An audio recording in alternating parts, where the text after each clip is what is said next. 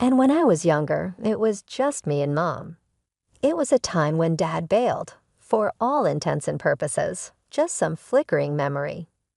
Mom busted her ass, working 2 jobs so we could eat, and I would have every book on my supply list. I was awarded a grant for college, and I left debt-free, so many don't today thanks to her sacrifices. Like most of us, bent under the heavy yoke of ambition laced with equal parts fear, I studied business management, because who wants to grow up broke as shit on food bank donations again? I graduated, packed up, and moved to the big city. It was a tough start, living in a cramped apartment and surviving on ramen more nights than I'd like to admit. But I landed a job at a large company, started as a junior, and clawed my way up. Fast forward a few years, and I wasn't just working there.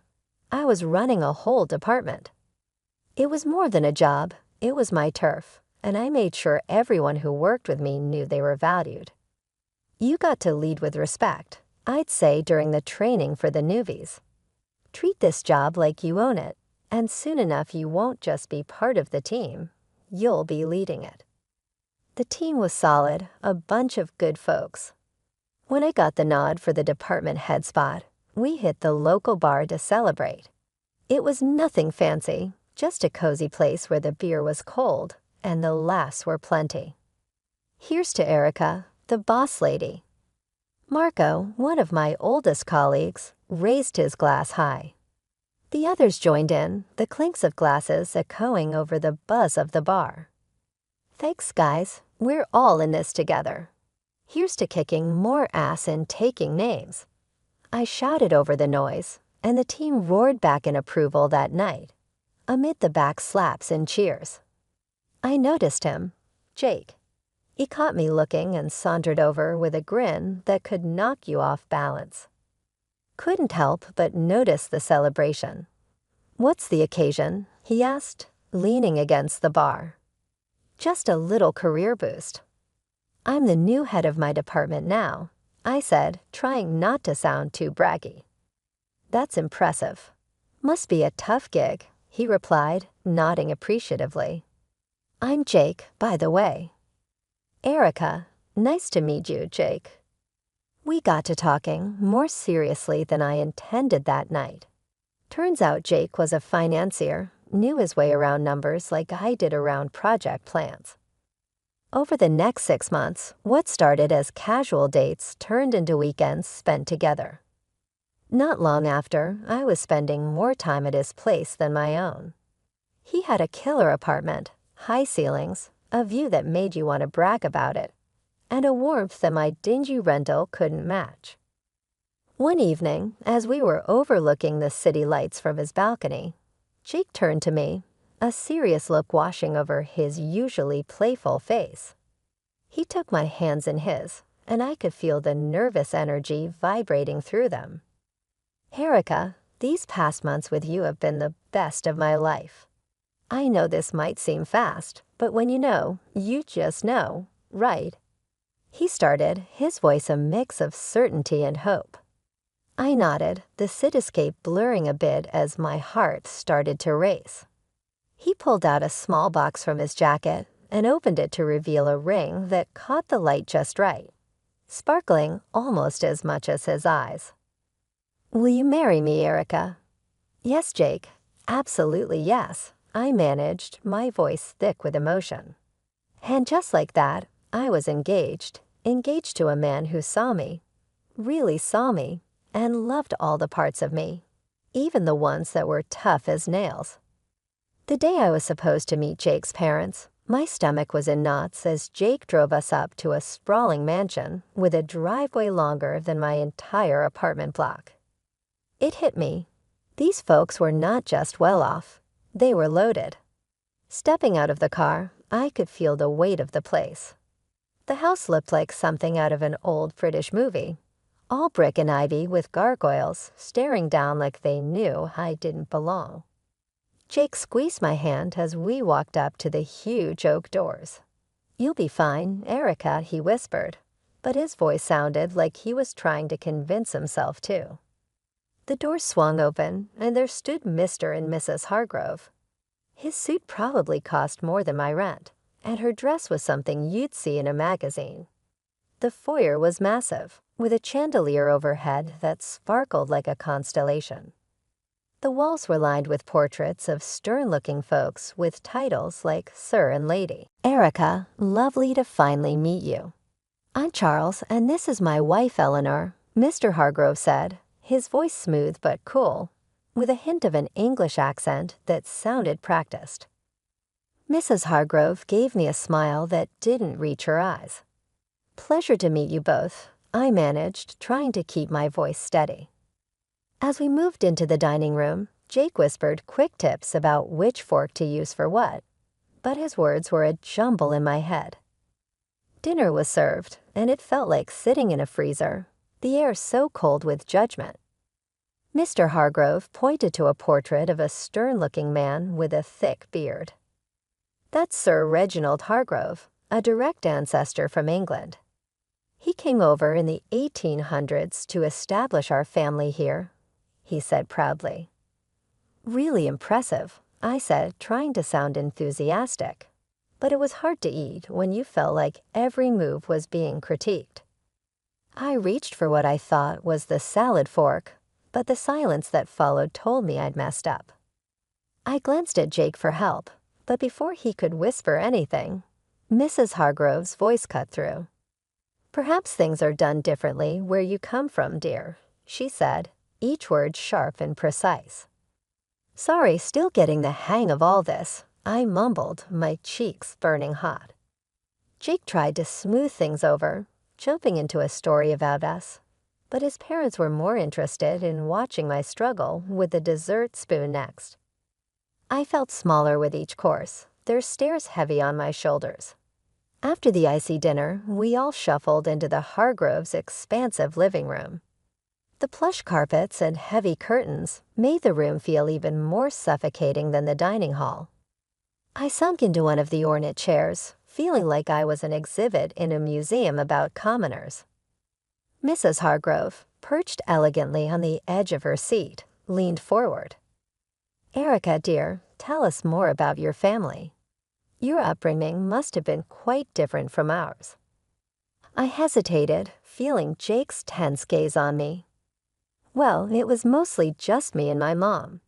My dad left when I was really young, and I don't remember him much. Mom did everything to raise me on her own. She's a nurse." The room fell deathly silent. Mrs. Hargrove stood abruptly, her chair scraping against the wood floor like a scream. "This is unacceptable," she declared, her voice resonating with disgust. "We are descendants of an ancient English lineage. We have standards, traditions. I will not allow my only son to marry someone without pedigree or knowledge of her own lineage." Mr. Hargrove, who had been silently observing the conversation, finally spoke, his words calculated, each one dropping like a weight. "It's essential for us that our family ties are strong and well documented. Erica, can you even name your great-grandparents?" I felt my face heat up, the embarrassment gnawing at me. "I only know about my maternal grandparents," I confessed, my voice barely above a whisper. Mr. Hargrove rolled his eyes, a clear sign of contempt. "This is exactly what we feared," he muttered under his breath. Jake finally intervened, his tone firm yet pleading. "Mom, Dad, please. Erica is kind, hardworking, and she loves me. Isn't that what should matter?" His mother's gaze was steely. "Respect and adherence to our family standards are what matter, Jacob. If Erica is to join this family, she must learn our ways. She needs to respect where she is coming from, even if it is nowhere significant." Their words stung, slicing through the warm feelings from earlier in the evening. But Jake was looking at me, his eyes begging me to just go along with it. I nodded reluctantly, agreeing to their terms. "Fine," I said, trying to keep my voice steady. "I'll learn about your family and your traditions." Mrs. Hargrove seemed somewhat placated by my concession. Good. You'll start by familiarizing yourself with our family tree and understanding who each person in those portraits is. It's not just about names, Erica. It's about respect for our lineage.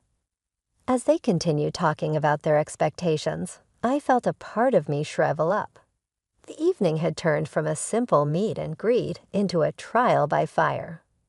I had agreed to their demands, yes, but at what cost? As the room filled with discussions of ancestors and noble deeds, I couldn't help but feel alienated from these people, and oddly enough, from the parts of Jake that were tied so tightly to them. The weeks following that stiff dinner were a whirlwind.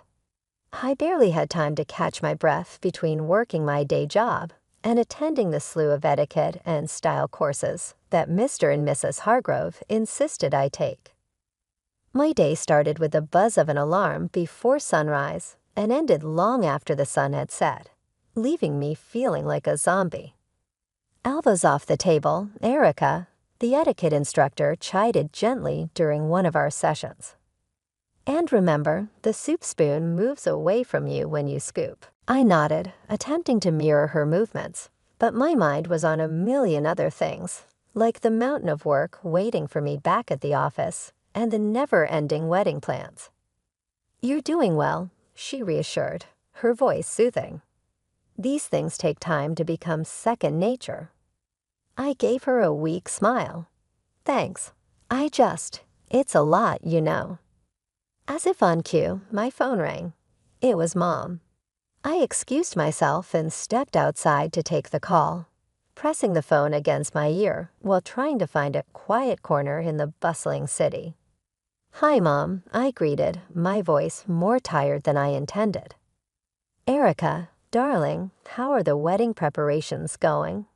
she asked, her voice filled with excitement and a hint of concern. I hesitated, not wanting to worry her. "It's all good. Learning a lot. Even picked up how to waltz," I said, trying to keep my tone light. There was a pause, and I knew she wasn't entirely convinced. "You sound exhausted, honey. Are you getting enough rest? You know all this shouldn't be so hard. You need to take care of yourself." I chuckled weakly. "I'll try, Mom, but there's a lot to juggle right now. Etiquette classes, dance lessons, work, and the wedding planning. Just remember what's important, Erica.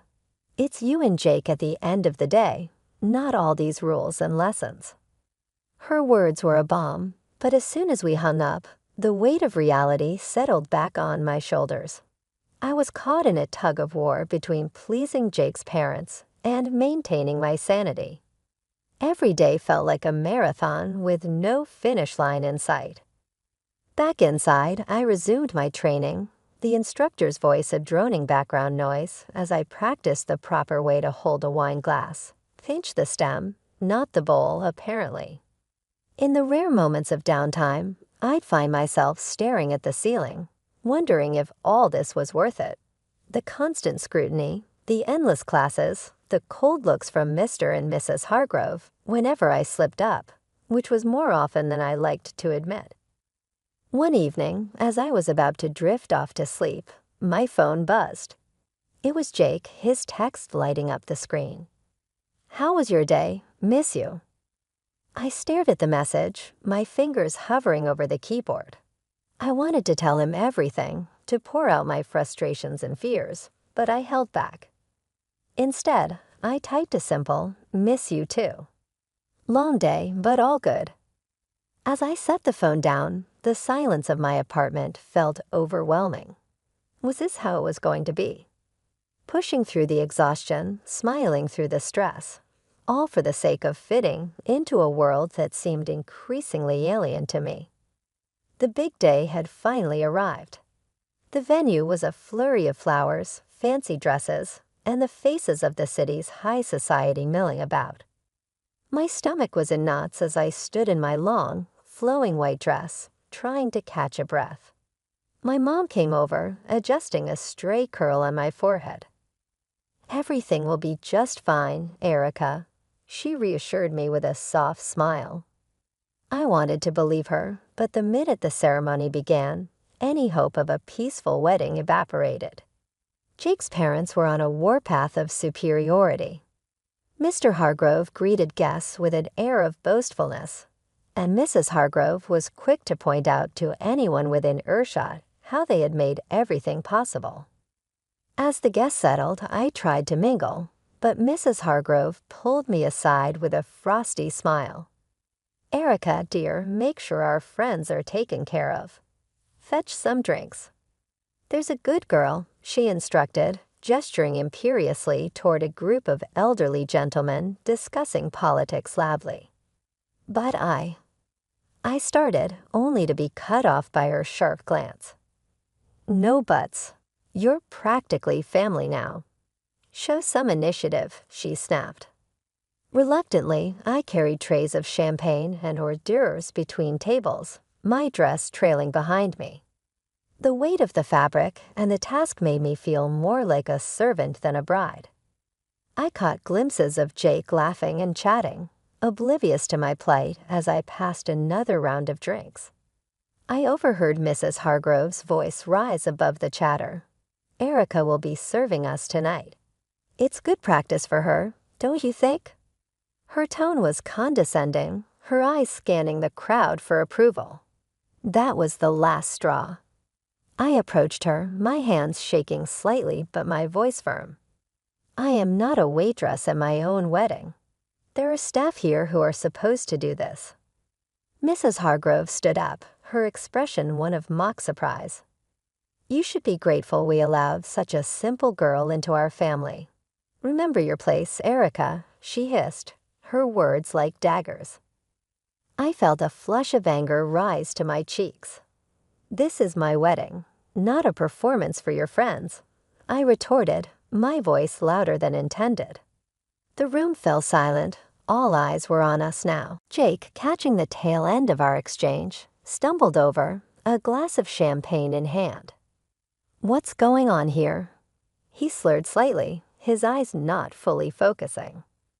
"Your mother is treating me like a servant at our wedding, Jake.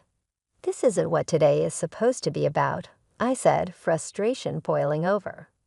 Jake looked between me and his mother, his expression clouding. "Erica, why are you making a scene? Just do what my mom asks. It's not a big deal." "Not a big deal, Jake. This is our day, and your mom is ruining it." I shot back, disbelief and hurt swirling together. He took a long sip of his champagne before speaking. "Look, Erica, you should be happy I even chose you. There were plenty of girls better than you, prettier, richer. You're making a fuss over nothing." The words stung like a physical slap. I recoiled, the realization hitting me hard. The man I loved, the man I was about to marry, didn't see us as partners. To him, I was just another accessory, something to be molded and fit into the perfect image his parents wanted. As I clutched my bouquet tighter, feeling like I might crumble right there, my mom came over. She took one look at me and wrapped me in her arms, the kind of hug that seemed to hold the world at bay. "Honey, do you love this man? Do you really want to marry him?" she whispered, her voice filled with worry. I shook my head, barely able to muster the voice to speak. "No, Mom. I can't do this. I don't want to." Mom nodded, her jaw setting in that determined way that I knew all too well. She gently took the bouquet from my hands and guided me to a chair, her touch reassuring. Then with surprising sprightliness, she approached the DJ, asked for the microphone, and turned to face the gathered crowd. "Ladies and gentlemen, may I have your attention, please?" Her voice, clear and steady, cut through the murmurs, drawing every eye in the room to her. There was a hush, the kind that precedes a storm. She took a deep breath and turned to face Mr. and Mrs. Hargrove directly. "I have something important to share about truth and pretense," she began, her gaze unwavering. "I went to the same school as Charles and Eleanor Hargrove. Back then, they didn't carry an English accent or boast of noble blood. Their families were hard-working folks, just like ours. A murmur rippled through the crowd.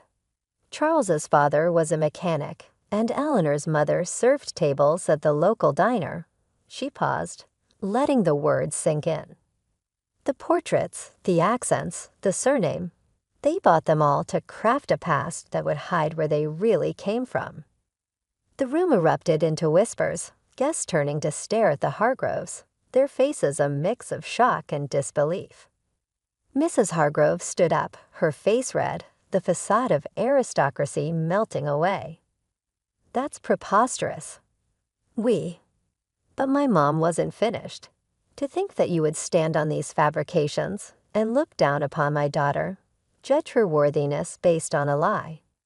Erica is worth 1,000 of your false titles. She is real, something you've long forgotten how to be." The guests were now openly murmuring, their looks of fascination turning to disdain as they gazed at the Hargroves. Mr. Hargrove tried to speak, his accent slipping into something less refined, more desperate. "We did what we thought was best." "For whom?" My mom cut him off, her voice fierce. "For your son, for society, or just for your own shallow pride?" The confrontation had drawn everyone's attention, and now the room was buzzing, the atmosphere charged with tension and revelations. The Hargroves seemed to shrink, their grandeur dissolving into the air, leaving nothing but the stark, plain truth of their origins. Jake's face twisted with a mix of shock and anger. He stormed up to me, his voice barely a hiss, as he leaned close. "You've ruined everything, Erica. You've disgraced my family. And now you're questioning if I want to marry you after this spectacle." His words stung, but before I could respond, he grabbed my arm, pulling me slightly closer. "I'll teach you how to be a good wife, one who knows her place and obeys." His threat hung in the air, heavy and chilling. I pulled my arm back with all my might, stepping away from him. The room was dead silent now, everyone's eyes on us. This was the man I had intended to marry. This was the family I was about to join. No, this couldn't be my life. I took a deep breath, my mother's earlier strength flowing through me. "There will be no wedding," I announced loudly, making sure every guest heard. I regret that I ever considered marrying someone who truly matches the arrogance and deceit of his parents. Murmurs filled the room, some of shock, others of support.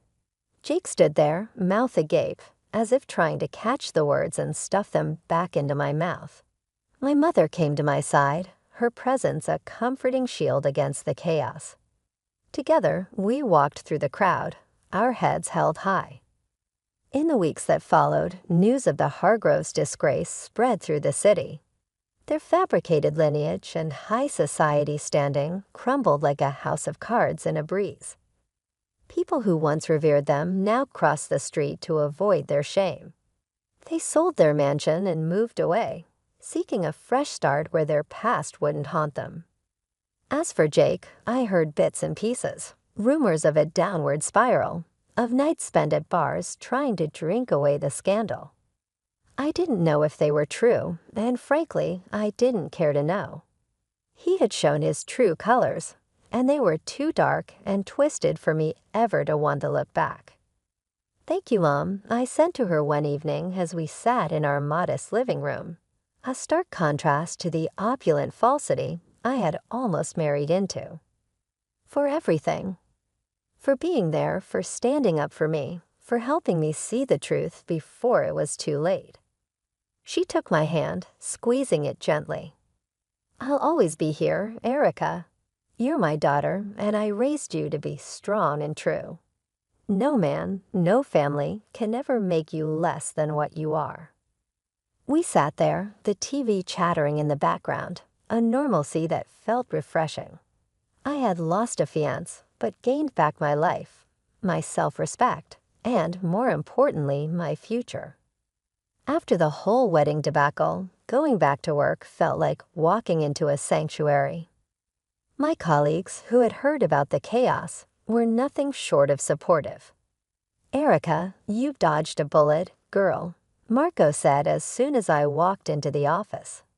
He was leaning against my desk, a steaming cup of coffee in his hand, which he handed to me as a peace offering or maybe a welcome-back gift.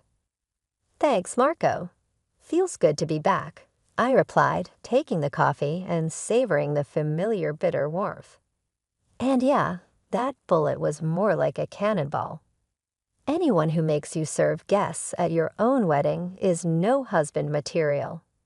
"You deserve way better, hun," Jenny chimed in from her cubicle across the way. I smiled, grateful for the camaraderie. "I think so too.